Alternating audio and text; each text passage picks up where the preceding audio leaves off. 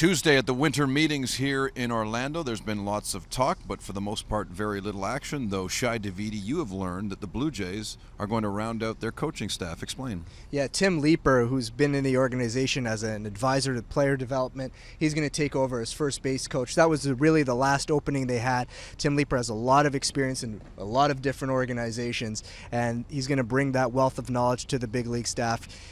And the Blue Jays may not be done. They've kicked around the concept of adding an extra coach, which they had a couple of years ago. Louis Rivera served in that role before taking over as third base coach. They're undecided whether or not that's going to make sense, but it could be someone who maybe focuses on defense or focuses on some of the little things to take some of the load off the rest of the coaching staff. But one way or another, the guys who filled the jobs are set. Alex Anthopoulos on Monday stated that for the most part he's been asked about every positional player. Does that include Adam Lind? What do you know about where his name fits into these discussions? Well, Adam Lind is interesting, is starting to come up a little bit more frequently. Last week, the Pittsburgh Pirates asked about him and whether or not he was available. The Blue Jays told the Pirates that they'd be interested in Neil Walker in return.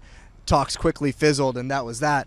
But Adam Lind is really becoming an intriguing target for teams because some of the prices for free agent first baseman, James Loney is looking for 3 years, $27 million. Kenry Morales is going to be in the area of $14 million a year, perhaps for multiple seasons. That's a big chunk of change. And Adam Lind, with a $7 million contract and an option, or two more options after this season, gives the team a nice bit of control without financial commitment. There's a lot of value in production there. So the Blue Jays aren't inclined to move him, but they have checked into other potential options in the event someone presents him a deal they can't say no to. How do you think the Blue Jays are going to improve their rotation? It doesn't seem they're going to be able to do it through free agency. No, at this point it really doesn't. And they're trying very hard to get something done in trade. There aren't a lot of options out there. The one name that we've heard that they've consistently have some interest in is Jeff Samardzija. What the Cubs are asking and whether or not the Blue Jays can satisfy those needs, we don't know. It will probably be a significant price because a lot of people are looking for pitching. So an interesting change in tone from them in recent weeks has been that maybe they stay with what they have in-house and try to build up their offense a little bit to try and compensate. So instead of trying to reduce the number of runs you give up, you try to up the amount of runs you score. There are different ways to skin the cat. Ultimately, there is some inherent risk to going in next season counting on internal improvement alone to upgrade the second worst staff in the majors. As trading goes, the biggest name out there without question is David Price, and some Blue Jay fans might be thinking, well, is it possible the Jays could acquire him? What do you think? In theory, it's possible, but anybody who's thinking about running out and getting a David Price jersey should probably check that enthusiasm. I mean, the Blue Jays do have some pieces that would be intriguing for any team, including the Rays.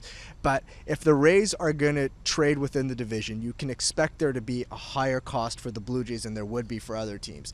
And it's interesting, one of the theories out there about Doug Fister and why the Tigers took, what's widely perceived as so little in return for him, is that Dave Dombrowski, the Tigers GM, wanted to get him out of the American League.